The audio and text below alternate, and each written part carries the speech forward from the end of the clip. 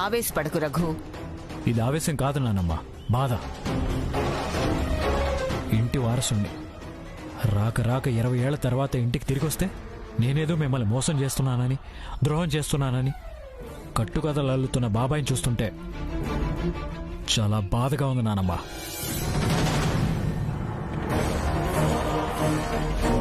నేను ఇంట్లో ఉండటం బాబాయ్కి ఇష్టం లేనట్టుంది.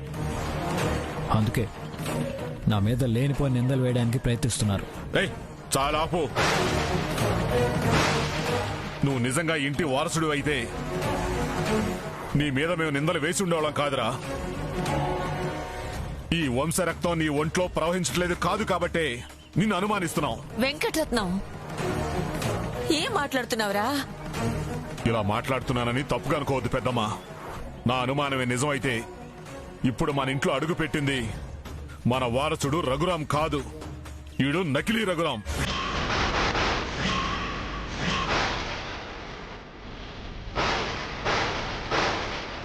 ఒరే వెంకటరత్నం, ఏం మాట్లాడుతున్నావురా నువ్వు? అవునానమ్మా, మా నాన్న చెప్పింది అక్షరాలా నిజం. మన రఘురామ్ని చంపేసి ఆ స్థానంలో ఈ డూప్లికేట్ రఘురామ్ వచ్చాడు.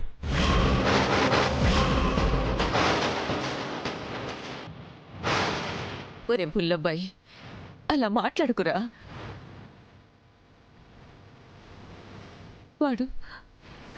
వాడు నా కొడుకు రక్తం పంచుకు పుట్టిన నా మనవడ్రా.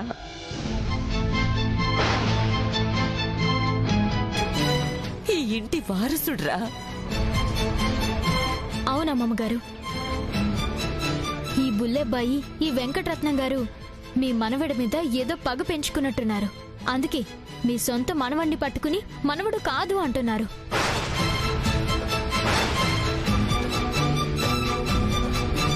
నువ్వు నోరు మోస్తావా టీచర్మా? ఇది మాకు సంబంధించిన విషయం. కుటుంబ విషయాల్లో తలదూరిస్తే మర్యాదగా ఉండదు. ఆ అమ్మాయి అన్న దాంట్లో తప్పే ఉందిరా. ఇంకోసారి వాడు నా మనవడు కాదు అన్నారంటే మీ మర్యాద దక్కదు, చెప్తున్నాను. పెద్దమ్మా, నేను చెప్పేది ఒక్క నిమిషం విను. ఆ తర్వాత నీకు నమ్మకంగా అనిపించకపోతే నిజంగా నన్ను ఇంటి నుంచి గెంటే, లేదా నేను చెప్పేది నువ్వు నిజమని నమ్మితే ఈ నకిలీ రఘురాము గాడిని ఇంటి నుంచి గెంటేద్దాం. కాదు, ఈ ఊరు నుంచే వేలేద్దాం. బాబాయ్, నువ్వు అనవసరంగా ఆవేశపడుతున్నావు. ఏదైనా ఉంటే నువ్వు నేను మాట్లాడుకుందాం, అంతేకాని నానమ్మని లేనిపోని టెన్షన్ పెట్టద్దు. అసలే ఆవిడ ఆరోగ్యం బాలేదు. చాలా ఆపు నీ వెధవ నాటకాలు. ఏదో మా పెద్ద మీద ప్రేమ కారిపోతున్నట్టు ఏం యాక్ట్ చేస్తున్నావురా? నువ్వు కనుక నకిలీ రఘురాం కాకపోతే ఆ డెత్ సర్టిఫికెట్ ని ఎందుకు దాచిపెడతావు? ఆ వచ్చిన మున్సిపాలిటీ వాడు నానమ్మని పిలవమంటే ఆవిడ ఇంట్లో లేదని అబద్ధం చెప్పి ఆవిడ పెట్టాల్సిన సంతకం నువ్వెందుకు పెట్టావురా?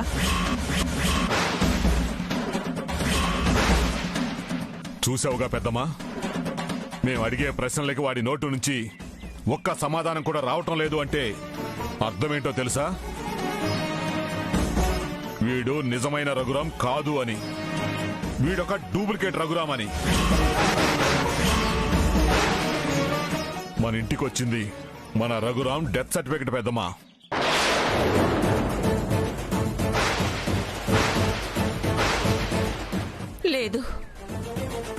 లేదు, నా మనవడు చచ్చిపోలేదు, నా మనవడు బతికే ఉన్నాడు.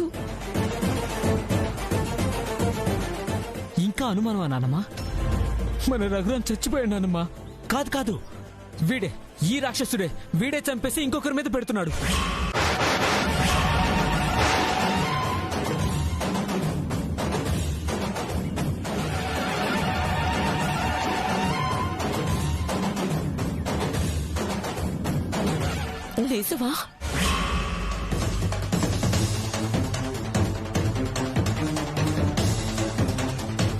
నిజమా? నా మనవడు చనిపోయాడా? నా రఘురాం చనిపోయాడా? అవును పెద్దమ్మా, మన రఘురామ్ మనకి దూరం అయిపోయాడు, మనందరినీ వదిలేసి వెళ్ళిపోయాడు. లేదు లేదు,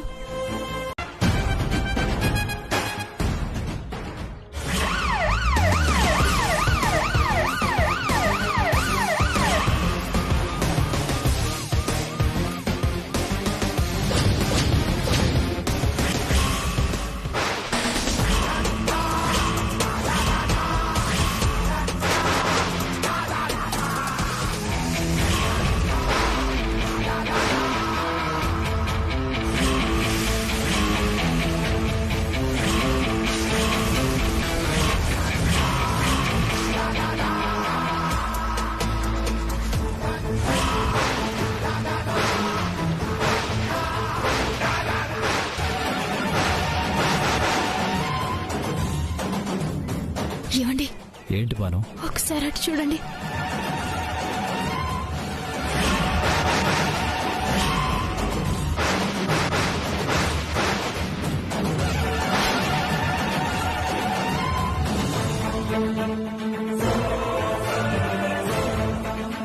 ఈ బద్రి ఇక్కడికి వచ్చాడేంటండి? ఇప్పుడు వాడు మనల్ని చూస్తే ఇంకేమైనా ఉందా? పదండి, ఇక్కడ నుంచి త్వరగా వెళ్ళిపోదాం, పదండి. మరి సీతను ఇక్కడికి రమ్మన్నాం కదా, ఇప్పుడు ప్లాన్ అంతా పాడైపోతుందిగా. అయ్యో, ఈ ప్లాన్ కాకపోతే ఇంకొక ప్లాన్ వేయొచ్చు, కానీ వాడు మనల్ని చూశాడంటే మీరు రఘురామ్ కాదు ఏజీ అని తెలిసిపోతుంది. పైగా వాడు ఇప్పుడు ఏం మాట్లాడినా అక్కడ నక్కి చూస్తున్న బుల్లెబ్బాయి, వాడికి ఏదన్నా తెలిసిన ప్రమాదమే. వెళ్ళిపోదాం, పదండి.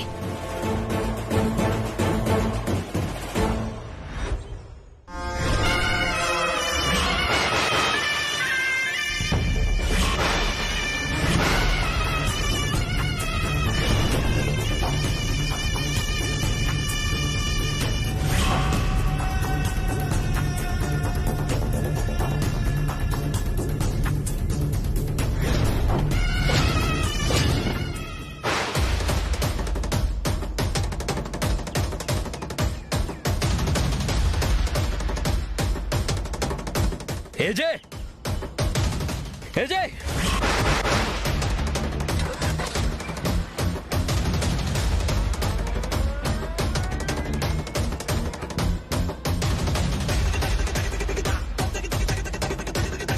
ఈ పోలీసుడు ఎవరు? రఘురామ్ని పట్టుకుని ఏ చేసి అని పిలుస్తున్నాడు? కొంప తీసి ఆ సీత సూసైడ్ చేసుకుంటే నన్ను అరెస్ట్ చేయడానికి ముందుగానే రావాలి. ఆ రఘురామ్ పోలీసుల్ని పిలిపించుకుని పెట్టుకున్నాడు. ఒకవేళ అలా పిలిపించి పెట్టుకునుంటే ఈ పోలీసుడు పిలుస్తున్నా కానీ ఆ రఘురామ్ వెళ్ళిపోతున్నాడేంటి? పైగా వీడు వేరే ఇంకేదో పేరు పెట్టి పిలుస్తున్నాడు. రఘురామ్ని ఏజే అన్నాడు. అయినా ఎన్ని డౌట్లు నాకెందుకు? ఈ పోలీసుడిని అడిగితే తెలిసిపోతుందిగా. ఇప్పుడు నేను చూసింది ఏజేనా? నా కళ్ళు నన్ను మోసం చేశాయా? లేదు, ఏజేనే. నా కళ్ళు మోసం చేయట్లేదు. నేను చూసింది ఏజేనే. కమాన్ కమాన్ కమాన్ కానిస్టేబుల్స్, కమాన్ కమాన్. సార్, సార్, కమాన్. ఎస్ఐ గారు, ఎస్ఐ గారు.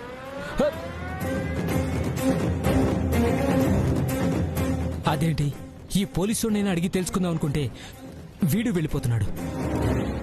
అసలేం జరుగుతుంది? వీళ్ళంతా ఎక్కడికి వెళ్తున్నారు? అసలేం జరుగుతుందో తెలుసుకోవాలంటే ముందు వీళ్ళని ఫాలో చేయాలి.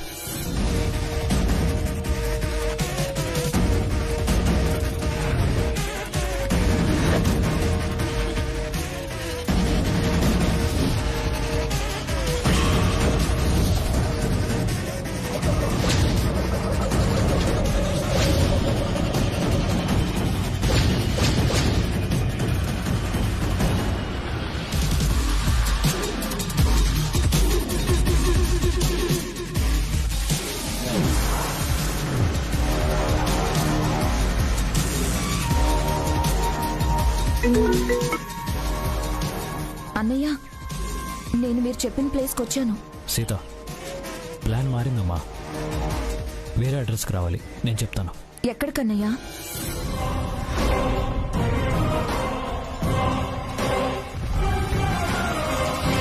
అలాగే అన్నయ్య. ఆటో జూబ్లీ హిల్స్ వెళ్ళాలి.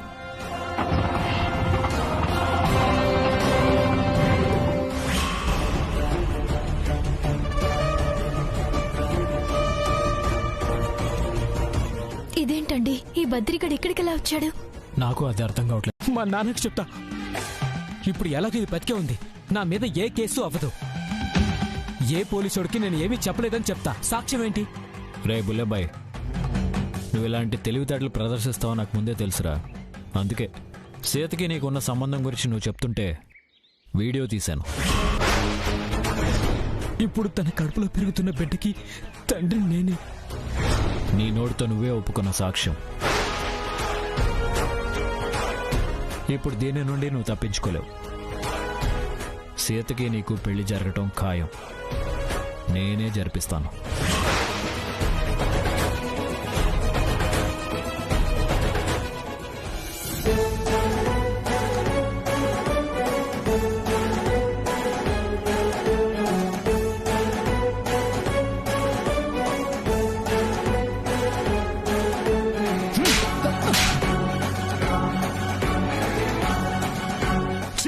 వెదవనాయాలా, నేను అప్పటికీ నెత్తి నోరు బాదుకు చెప్తూనే ఉన్నాను. ఒరేయ్, ఆ రఘురామ్ గారు తెలివైన వాడు. నేను లేని టైం చూసి నీ మీద ఏదైనా ప్లాన్ చేస్తాడు. నువ్వు ఎట్టి పరిస్థితుల్లోనూ ఆ సీతకి నీకు సంబంధం ఉన్న విషయం బయట పడకు అని. సంబంధం లేనట్టుగానే ఉండ్రా అన్నాను. కానీ నువ్వేం చేశావు? ఆ సీత కడుపుకి కారణం నువ్వేనని ఒప్పుకుని సాక్ష్యం వాడి చేతిలో పెట్టొచ్చావు. ఎదవన్నారు ఎదవా అని. నాకేం తెలుసు నాన్న వాళ్ళు ఇంత నాటకం ఆడతారని? పైగా వీడియో తీస్తారని నేను ఏమైనా కలగన్నానా? ఒరేయ్, ఎప్పుడు ఏ ఎదవ పని చేసినా దాని నుంచి తప్పించుకునే ఎదవ తెలివితేటలు ఉంటేనే చేయాలరా ఎదవా.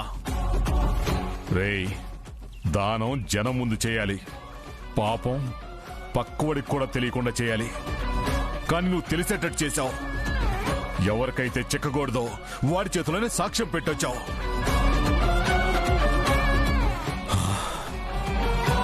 రేయ్, ఇప్పుడు మనకున్నది రెండే రెండు దారులు. ఒకటి సీతను పెళ్లి చేసుకోవటం, రెండు దాన్ని చంపేయటం.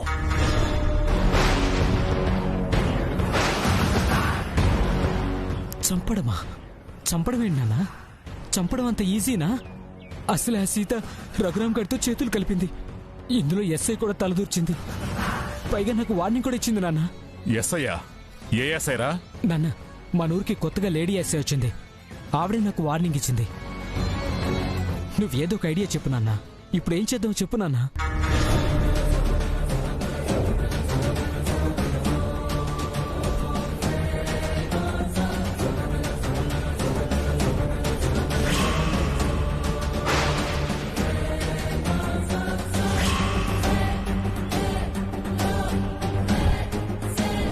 ఒరే బుల్లెబ్బాయ్, ఇప్పుడు ఒక పని చేద్దాం. ఏంటన్నా? ఆ సీతని లేపేసి ఆ నింద రఘురామ్ గాడి మీద మోపుదాం. ఎలాగూ ఈ మధ్య సీత రఘురామ్ గాడిని కలుస్తుంది. పైగా వాడు దాన్ని మన ఇంటికి కూడా తీసుకొచ్చాడు. గుట్టు చప్పుడు కాకుండా దాన్ని లేపేసి ఆ కేసులో వాడిని ఇరికించామంటే ఒక్క దెబ్బకి రెండు పెట్టాలు. భలే ఐడియా ఇచ్చావు నాన్న. ఎప్పుడు ఎక్కడ? నేనేమైనా పంతుల్నంట్రా? పెళ్లి ముహూర్తాలు ఏమైనా పెడుతున్నానా? ఏ తేదీ ఏ సమయం అని చెప్పడానికి?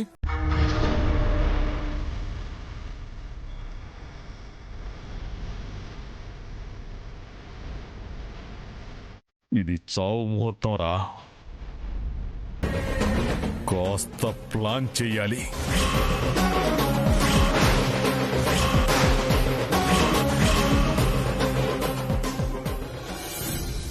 రండి లాయర్ గారు, కూర్చోండి. అత్తయ్య గారు, అత్తయ్య గారు, లాయర్ గారు వచ్చారు.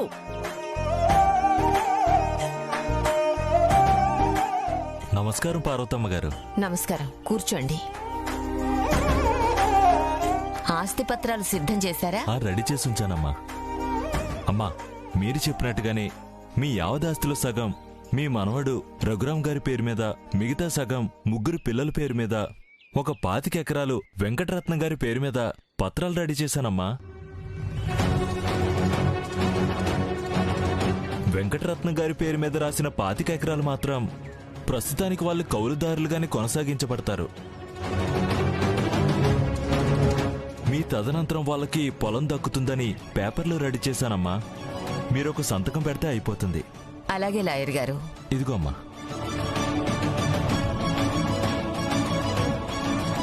పెద్దమ్మా, ఆస్తి పంపకంలో మీ నిర్ణయం ఇదేనా? అలా ఎందుకు అడుగుతున్నావురా? ఇంతకు ముందు మనం అనుకున్నదేగా. ఇన్నాళ్ళు ఈ ఆస్తిని కాపాడుకుంటూ వచ్చాం. అందులో మీ శ్రమ ఎంతుందో మా శ్రమ కూడా అంతే ఉంది. అలాంటిది ఇప్పుడు మా మొహాన 25 ఎకరాలు పడేసి మీ తదనంతరమని ఒక లిటికేషన్ పడేస్తేలా?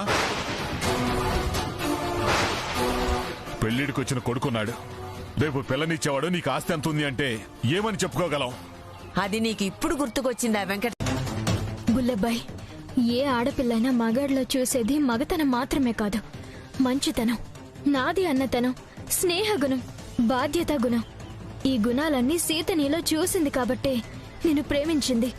నువ్వే కావాలి అనుకుంటుంది, అంతేకాని నీ వెనకాలన్న ఆస్తి మీద ఆశపడి కాదు. మీరు ఎన్నైనా చెప్పండి, దీన్ని మాత్రం నేను చేసుకోవడం మా నాన్నకిష్టం లేదు. మా నాన్నకిష్టం లేని పని నేను ఏదీ చేయను.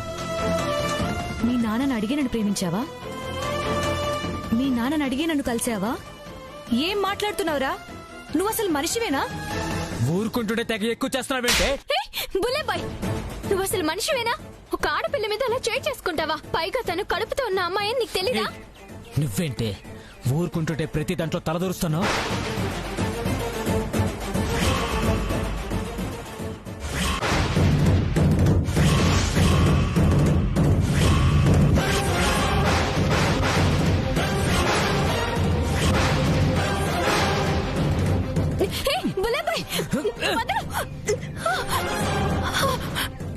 చస్తానని బెదిరిస్తున్నావు కదే, ఇప్పుడు నా చేతిలో చావు.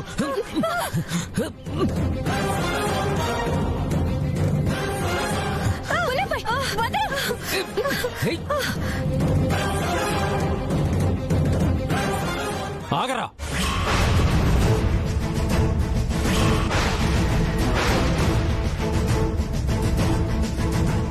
ఏం చేస్తున్నావురా నువ్వు? మనిషివేనా అసలు? ఏమనుకున్నావు నువ్వు? అనయ్య, ఈ రోజు నా చేతిలో చావడానికే వచ్చింది. చెప్తుంటే అర్థం కావట్లేదా నీకు? అనయ్య, నీకు తెలీదు, నువ్వు పో. రై రై ఆగు, ఆగు.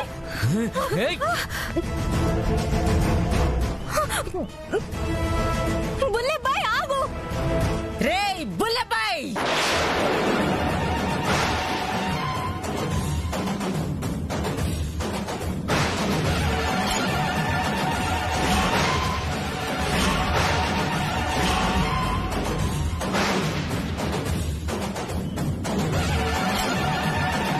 ఒరేయ్ నీచుడా! నానమ్మ,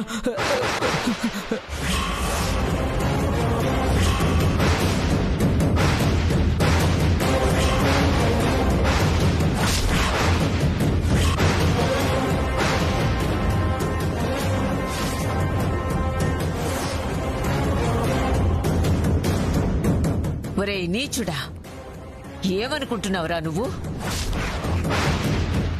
ఈ రోజు నువ్వు నా చేతిలో చచ్చావురా. ఒక ఆడపిల్ల మీద అఘాయిత్యం చేయడానికి ప్రయత్నిస్తావా? నువ్వు అసలు మనిషివేనా? నువ్వు బతకటానికి వీల్లేదురా. నిన్ను చంపేస్తాను. నన్ను క్షమించు నన్ను క్షమించు. నేను చెప్పేది విన్నానమ్మా. ఇంకా ఏంట్రా నువ్వు చెప్పేది?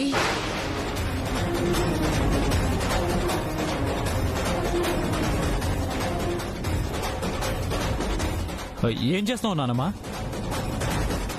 ఇంకా ఏం చేస్తున్నావని అడుగుతావేంటి రఘు? ఇలాంటి వాడు బతకూడదు. చంపేస్తాను. ఈ వంశంలో పుట్టి ఈ ఇంట్లోనే నా కళ్ళ ముందే 2 అమ్మాయిల మీద అఘాయిత్యానికి పాల్పడతాడా? బుల్లబ్బాయి వాళ్ళ మీద అఘాయిత్యానికి పాల్పట్టువేండి నానమ్మా. అసలు బుల్లబ్బాయి వాళ్ళిద్దరిని కాపాడాడు. వీడు వాళ్ళని కాపాడ్డమేంట్రా? ఒక పక్క టీచర్ని తోశాడు, సీత చేతికి రక్తం కారుతుంది, వీడి చేతిలో కత్తుంది. నువ్వు ఆ అమ్మాయి మీదకి వెళ్లకుండా కాపాడుతున్నావు. ఇదంతా నా కంటికి కనిపిస్తూనే ఉంది కదా రఘు. వీడు వీళ్ళని కాపాడమేంటి? మీరు పొరపాటు పడ్డారా మామగారు? నిజానికి నేను సీత ఇక్కడ మాట్లాడుకుంటూ ఉంటే ఎవరో ఇద్దరు దొంగలు గోడ దూకొచ్చి నా మెడలో ఉన్న చైన్ లాగేసుకున్నారు. అడ్డుకున్న సీతని కత్తితో గాయం చేశారు. ఈలోగా బుల్లబ్బాయి వచ్చి మా ఇద్దరిని రక్షించాడు. అవునానమ్మా, వాళ్ళని పట్టుకోవడానికి బుల్లబ్బాయి ప్రయత్నిస్తుంటేనే వాళ్ళు బుల్లబ్బాయి మీద దాడి చేశారు. బుల్లబ్బాయి ధైర్యంగా నిలబడి వాళ్ళ చేతిలో కత్తి లాక్కుని వాళ్ళని తరువుకుంటూ వెళ్ళిపోతుంటేనే వాళ్ళు ఆవేశాన్ని కంట్రోల్ చేయడానికి అడ్డుపడుతున్నాం. ఈలోపు నువ్వు వచ్చేసావు. అవునా? నేనింకా ఆ సీతను చంపడానికి వెళ్తున్నాడేమో, నువ్వు అడ్డుకుంటున్నావేమో అనుకున్నాను. సీతని బుల్లబ్బాయి ఎందుకు చంపాలనుకుంటాడా మామగారు? వీళ్ళిద్దరూ ఒకరికొకరు ప్రాణానికి ప్రాణంగా ప్రేమించుకుంటుంటే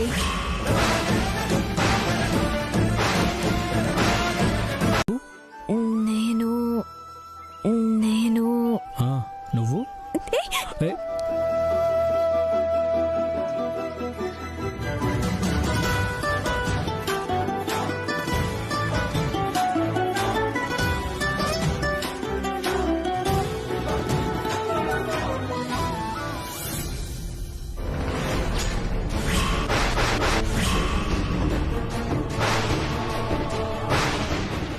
నా డూప్లికేట్ రఘురామ్గా ఈ టీచర్ అమ్మ నీకు వంత పాడుతుంటే ఏమో అనుకున్నాను, కానీ ఇందుకా అంటే నువ్వు ఈ టీచర్ అమ్మని ముందే ట్రాప్లో పడేశావా? చెప్తా మీ ఇద్దరి సంగతి.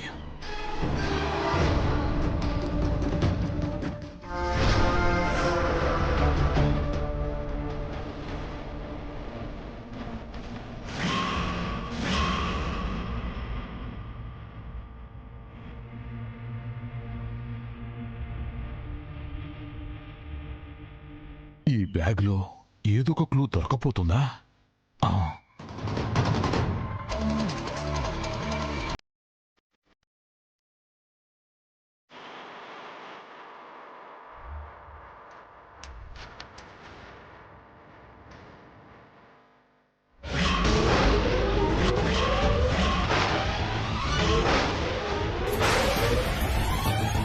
టీచర్ ఆధార్ కార్డు వీడి బ్యాగ్లో ఉందేంటి?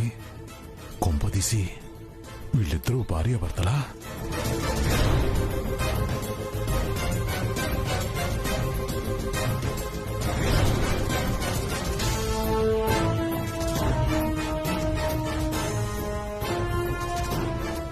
అభినవ్ జాగర్లమూడి అమ్మని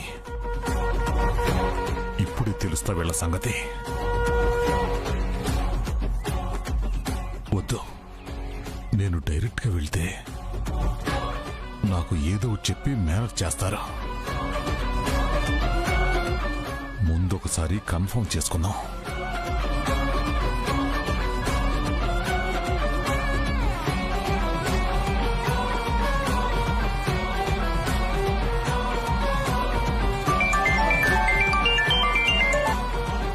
హలో.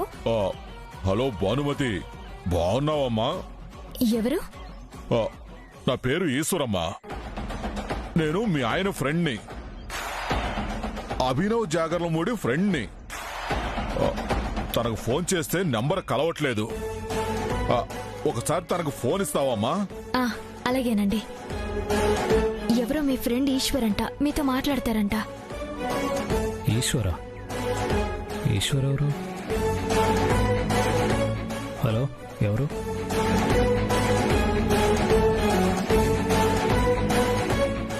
నేనేరా అబ్బాయి.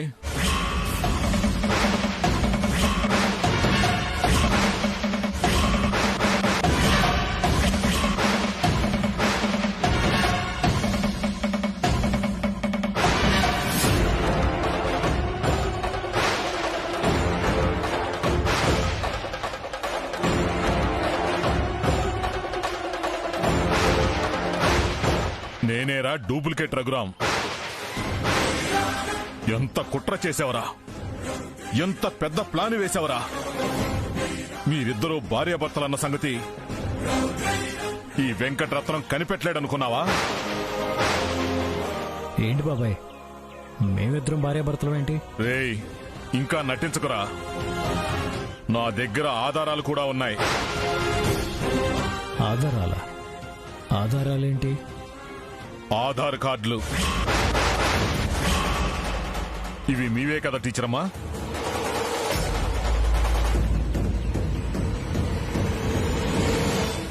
నాదే.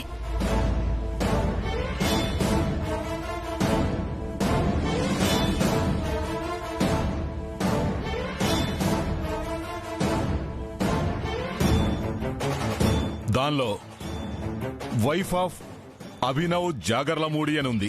అవును. అది నీదే కదా? ఇదే కదా నీ ఆధార్ కార్డు? వీడే కదా అభినవ్ జాగర్లమూడి? బాబాయ్, నీకు బాడీ పెరిగింది కానీ బుర్ర పెరగలేదు. నన్ను ఎలాగైనా ఇంట్లో నుంచి పంపించేయాలని ప్లాన్లు వేసి వేసి నీ బుర్ర సరిగ్గా పని.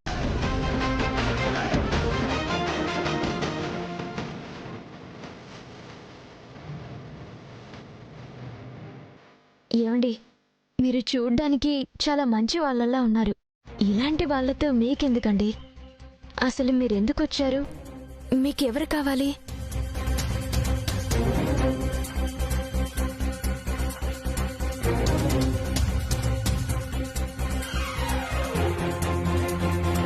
చెప్పండి జయమ్మ.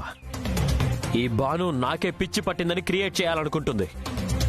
ఇప్పుడు నువ్వు చెప్పే నిజం వింటే నాకు పిచ్చి పట్టిందో లేక ఈ బాను ఏజే కలిసి ఈ ఇంట్లో వాళ్ళని పిచ్చోళ్ళని చేస్తున్నారో ఇప్పుడే తేలిపోతుంది.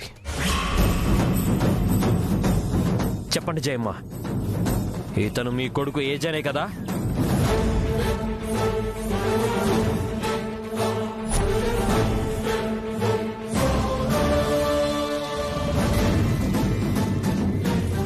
ఇతను నా కొడుకులాగానే ఉన్నాడు.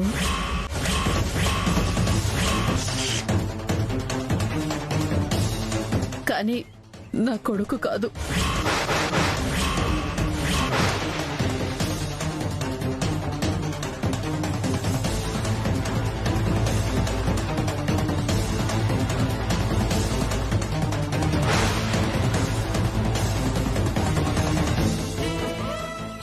ఏంటి జయమ్మ, ఏం మాట్లాడుతున్నారు మీరు?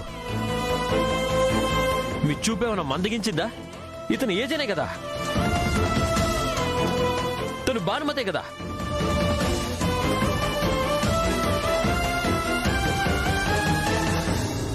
ఆవిడ చూపు బాగానే ఉందండి. మీకే చిప్పు పోయినట్టుంది. వెళ్ళి మెంటల్ హాస్పిటల్లో చూపించుకోండి.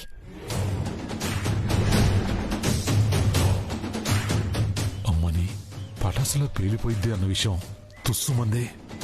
ఇప్పుడు నేను మాట్లాడితే వీళ్ళందరూ కలిసి నన్ను వెధవం చేస్తారు. మన దగ్గర ఏమీ సాక్ష్యాలు కూడా లేవు. ఎలా బయట పెట్టాలో అలాగే బయట పెడతాను.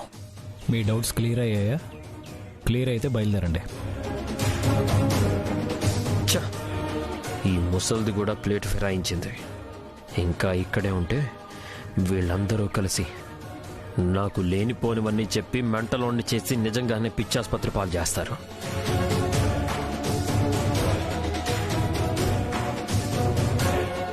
డోర్ ఓపెన్ చేయండి. Come on move. మీది ఏ ఊరండి? మాది భీమవరం అండి. ఈ రూట్లోనే కోటప్ప కొండకు వెళుతున్నాను. మధ్యలో కారు చెడిపోయింది. ఈ ఎస్ఐ కలిసి నన్ను ఇక్కడికి తీసుకొచ్చాడు. అవునా? నేనేదో పొరపాటు పడ్డాను బాబు. నిన్ను చూస్తుంటే నా కొడుకును చూస్తున్నట్టుగానే ఉంది. వెళ్ళొస్తాను.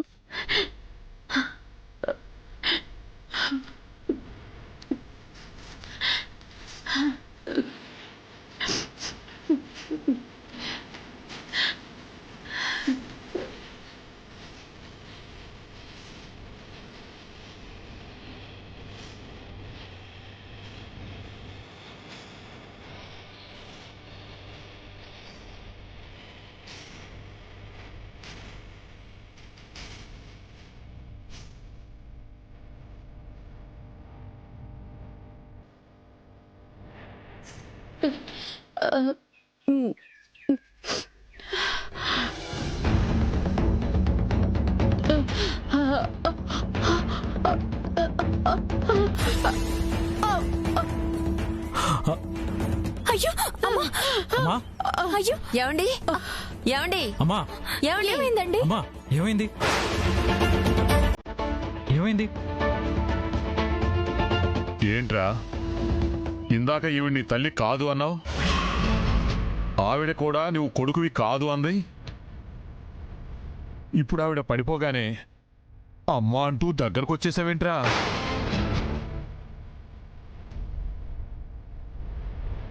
ఏమండి, తల్లి వయసులో ఉన్న ఆవిడ్ని అమ్మ అనకపోతే అక్క అంటారా? అంత పెద్ద ఆవిడ అలా పడిపోతే ఆ విషయం పట్టించుకోకుండా ఇంకా ఏదో వాగిస్తూ ఉంటారు ఏంటండి మీరు?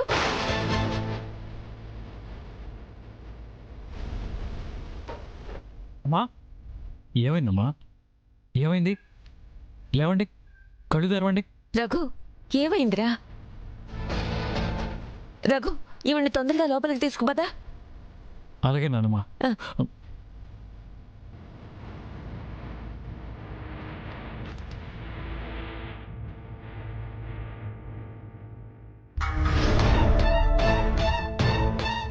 ఇంత కన్ఫ్యూజన్ చేస్తున్నారేంట్రా?